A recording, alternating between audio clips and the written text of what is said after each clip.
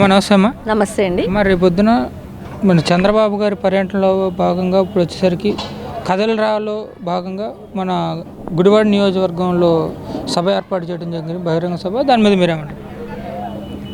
ఈ సభకి కదలిరా అంటే అందరినీ కదిలిరమ్మంటున్నామండి, స్టేట్ అంతటినీ కదిలిరమ్మంటున్నాం. ఎందుకంటే ఇది ఒక ప్రెస్టీజియస్ ఇష్యూగా మా గుడివాడ గడ్డ తీసుకోవడం జరిగింది.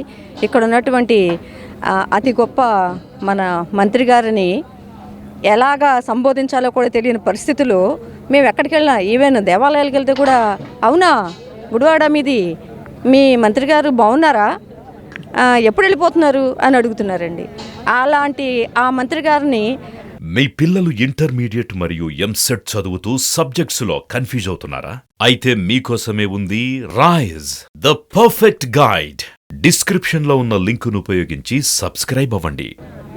బచావో హటావో అన్న నినాదంతో ఇక్కడ రా కదిలరా అనేటువంటి ఒక పెద్ద భారీ సభను ఏర్పాటు చేయడం కోసం రాము గారు కృషి చేస్తున్నారు. దానికి సహకారంగా రావు వెంకటేశ్వరరావు గారు నిలబడ్డారు. వెన్నుదన్నుగా స్టేట్ పార్టీ వాళ్ళందరూ కూడా నిలబడి ఎంతో చక్కగా 1,00,000 మంది మేము అందరం ఎక్స్పెక్ట్ చేస్తున్నాం. కానీ మా ఊహ ప్రజల్లో వచ్చినటువంటి ఒక కదలిక మాత్రం ఒక 2 నుంచి 3 లక్షల మంది దాకా ఉంటారని మాత్రం మేము అనుకుంటున్నామండి. అదేవిధంగా తీసుకుంటే వచ్చేసరికి ప్రధానంగా వినబడుతుంది ఏంటంటే, మీరేమన్నా కనుక ఆస్తులు ఏమన్నా కొనుక్కుంటే సంబంధించినంత వరకు ఒరిజినల్ డాక్యుమెంట్స్ వచ్చేసరికి ప్రభుత్వం దగ్గర ఉంటాయంట. దానికి సంబంధించిన జిరాక్స్ కాపీలు వరకు మీకు ఇస్తానంటున్నారు. ఇప్పుడు వచ్చేసరికి కొత్తగా దాని మీద మీరేమంటారు? ఏమండి, ఈ పరిపాలనలో ఏది సక్రమంగా ఉందని ఆస్తుల గురించి చెప్తారు. అయితే ఇంతవరకు మా వైపు ఆస్తుల వైపు రాకోకుండా ఏదో ఒక నిరుద్యోగ భృతి ఇస్తామని ఇవ్వలేదనో, లేకపోతే సిపిఎస్ రద్దు చేస్తామని చేయలేదనో, ఇంకా ఏదో అనుకుంటూ వచ్చాం. కానీ ఈరోజు మేము కష్టపడి సంపాదించిన ఆస్తి వరకు వస్తే అది ఒక నియంత పరిపాలన. ఎక్కడైతే నిత్యానంద స్వామి ఒక ద్వీపాన్ని ఏర్పాటు చేసుకుని పరిపాలన చేస్తున్నాడు, ఈ కొత్త దేవుడు కూడా ఆ విధంగా పరిపాలన చేయడానికి అని వస్తున్నాడా? ఎందుకంటే మా ఆస్తుల గురించి అతనికి ఎందుకు? మేము ఎంతో కష్టపడి తాత ముత్తాతల నుంచి మేము కష్టపడి చేసుకున్నటువంటి ఆస్తులు ప్రజలారా గమనించండి. భూ యాజమాన్య హక్కు చట్టము అని చెప్పి ఒక చట్టాన్ని తీసుకొస్తున్నాడు జగన్మోహన్ రెడ్డి. ఆల్రెడీ దాని చట్టాన్ని చేసేసాడు కూడా. అతను నెక్స్ట్ గెలిస్తే మన భూమి మనది కాదు, మన మీద పక్కింటోళ్ళతోనో ఎదురింటోళ్ళతోనో ఎవరితో అయినా సరే అతను ఈ భూమి నాది అని అనిపించి అతనికి అనుకూలంగా ఉన్న వాళ్ళతోటి దానిని 3 రిజిస్టర్లు తను మెయింటైన్ చేయడానికి రెడీ అయిపోయాడు. టీఆర్ఓ దగ్గర టీఆర్ఓ అనే ఒక వ్యక్తిని పెట్టి ఆఫీసులో రిజిస్టర్ ఆఫీసులు కానీ ఏమీ లేకుండా ఎంఆర్ఓలు కానీ ఆర్డీఓలు కానీ వీళ్ళెవరికి కూడా ఈ భూ సంబంధమైనటువంటి హక్కులు లేకుండా చేసి మన వాళ్ళు ఎవరి దగ్గరికి వెళ్తానికి లేదు. ఈవెన్ సివిల్ కోర్టులో కూడా కింద స్థాయిలో మనం కోర్టుకు వెళ్తానికి లేకుండా టీఆర్ఓ అనే ఒక వ్యవస్థను ఏర్పాటు చేసి అతని దగ్గర 3 రిజిస్టర్లు పెట్టి ఒక రిజిస్టర్ మధ్యలో ఉన్న రిజిస్టర్కి ఒక పెట్టాడు, తగాదాలో ఉన్నటువంటి స్థలాలు అని చెప్పి పెడతాడంట డిస్ప్యూట్ రిజిస్టర్. ఆ డిస్ప్యూట్ రిజిస్టర్లో మన భూమిని పక్కింటోళ్ళతోనో లేకపోతే తన పార్టీ వాళ్ళతోనో ఇది నాది అని చెప్పి ఒక కేసు ఫైల్ చేయిస్తాడు. కేసు ఫైల్ చేయించినప్పుడు మనం నిరూపించుకోవాలి. అయితే నిరూపించుకోవడానికి మన దగ్గర పట్టాలు అన్నీ ఉన్నప్పటికీ కూడా వాళ్ళు కూడా ఏదో ఒక ఫేక్ డాక్యుమెంట్స్ తీసుకొస్తారు. అలాంటప్పుడు దాన్ని తీసుకెళ్ళి అక్కడ డిఫాల్ట్ దాంట్లో పడేసి ఒక 2 సంవత్సరాల తర్వాత మొత్తం హస్తగతం చేసుకోవడానికి భారీ ప్లాను. ఎప్పటి వరకు కనపడిన వరకు భూములన్నీ కబ్జా చేసుకుంటూ జేబులో పెట్టుకున్నాడు అయ్య గారు. కానీ ఇప్పుడు మనం ఉంటున్న పొలాలను అన్నింటినీ కూడా తను హస్తగతం చేసుకోవడానికి భారీ ఎత్తున ప్లాన్ చేస్తున్నాడు. అందరూ గమనించండి, ఒక వ్యవసాయదారులు మాత్రమే కాదండి, ఇల్లు పొలము స్థలము ఎక్కడైతే ఏపీలో మనకి స్థలాలు కొనుక్కున్నామో ఇళ్ళున్నాయో ఎక్కడైతే మనకు పొలాలు ఉన్నాయో అవన్నీ కూడా ఈ చట్టం కిందకు వచ్చేస్తాయి. కాబట్టి అందరూ మేల్కోండి, ప్రజలంతా మేల్కోండి, దయచేసి వినండి. ఈ చట్టం గురించే ఇప్పుడు న్యాయవాదులందరూ పోరాడుతున్నారు. ఎందుకంటే మనకి డైరెక్ట్గా హైకోర్టుకు వెళ్ళాలంటే కూడా ఈ టీఆర్ఓ అనే వ్యక్తి నుంచి మాత్రమే మనం ఏదైనా పొందాలి. మనం పిల్లలకి ఈ ఆస్తిని మనం హక్కుగా ఇవ్వడానికి లేదు, మనం ఒక గిఫ్ట్గా ఇవ్వడానికి లేదు, ఏమీ లేదు. అన్నీ కూడా వాళ్ళ చేతిలో పెట్టుకుని రేపొద్దున మన పరిస్థితి ఏంటి?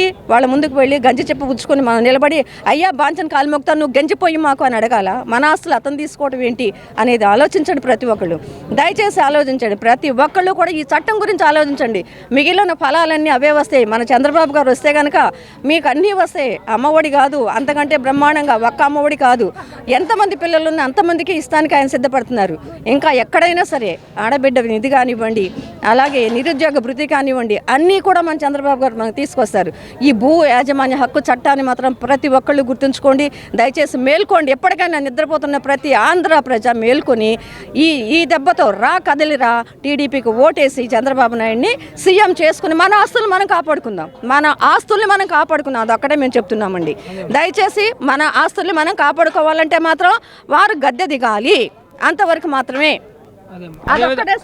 అదేవిధంగా తీసుకుంటే ఇప్పుడు వచ్చారు 170 సీట్లు కోసం అని చెప్పి ఎమ్మెల్యేలు కూడా బదిలీ చేసే కార్యక్రమం చేపట్టారు. చాలా వరకు ఎమ్మెల్యేలు కూడా తెలుగుదేశంలో రావటం కోసం, తెలుగుదేశంలో ఇచ్చేయటం కోసం చాలామంది ఎమ్మెల్యేలు రెడీగా ఉండటం జరుగుతుంది. దాని మీద మీరేమంటారు?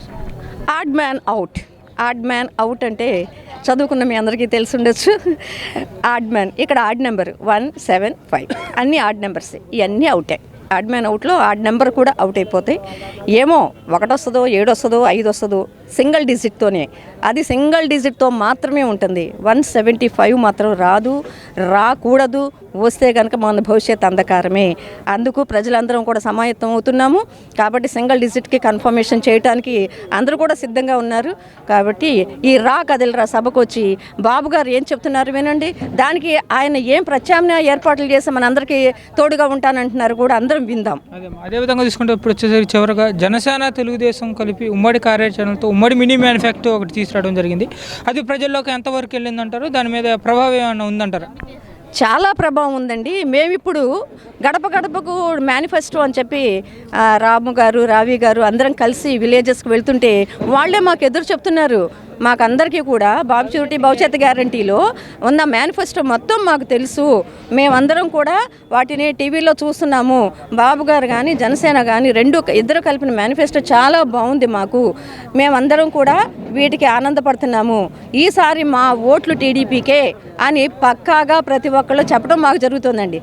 మీరు టీడీపీకి వేయండి అని మేము చెప్పకముందు మేమంతా టీడీపీకి వేయడానికి మేము సిద్ధంగా ఉన్నాము, మీరు తీసుకోవడానికి సిద్ధమా అన్నట్లుంది వాళ్ళందరూ కూడా విలేజెస్లోనండి ఇప్పుడు ఇది జరుగుతుంది.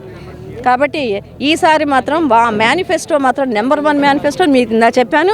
ఎటు బయటకు వెళ్ళి విద్య లేని వాళ్ళు కానివ్వండి, విద్య ఉన్నప్పటికీ కూడా ఇప్పటికి ఏజ్ మారైపోయి జాబులు రాని వాళ్ళకి కానివ్వండి, 18 సంవత్సరాల నుండి 59 సంవత్సరాల మహిళలందరికీ కూడా వాళ్ళకి 1500 రూపాయలు నెలకి బాబు గారు ఆడబిడ్డ నిధి కింద ఇస్తానికి రెడీ అయిపోయారు. అలాగే కృష్ణా జిల్లా మొత్తానికి, మన జిల్లా మొత్తానికి కూడా ఫ్రీ బస్ పాస్లు ఇవ్వడం జరుగుతుంది. 3 గ్యాస్ సిలిండర్లు ఫ్రీ. ఇవాళ గ్యాస్ ధర ఎంత ఉంది, అక్కడ తగ్గిస్తాం ఇక్కడ తగ్గిస్తామని చెప్పి సెంట్రల్ గవర్నమెంట్ చెప్తుంది. అక్కడ తగ్గించడం అంటే గెలిస్తేనే తగ్గిస్తారా, గెలవకపోతే తగ్గించరా వీళ్ళు? కానీ మన బాబు గారు 3 బండలు ఫ్రీగా ఇస్తామని చెప్తున్నారు. అలాగే పెట్రోల్ ధరలు కూడా విపరీతంగా పెరిగిపోయిన పెట్రోల్ ధరలు కూడా ఏమండి, ఆడవాళ్ళు మగవాళ్ళు పిల్లలు అందరూ బాధపడుతున్నారండి ఈ ప్రభుత్వంలో. ప్రతి ఒక్కళ్ళు కూడా మళ్ళీ వాళ్ళు చెప్పుకునేటువంటి మారు మనసును మాత్రం పొందారు. ప్రతి ఒక్క సీటు కూడా ఇవాళ టగ్ ఆఫ్ వార్ అంటూ ఎక్కడా లేదండి.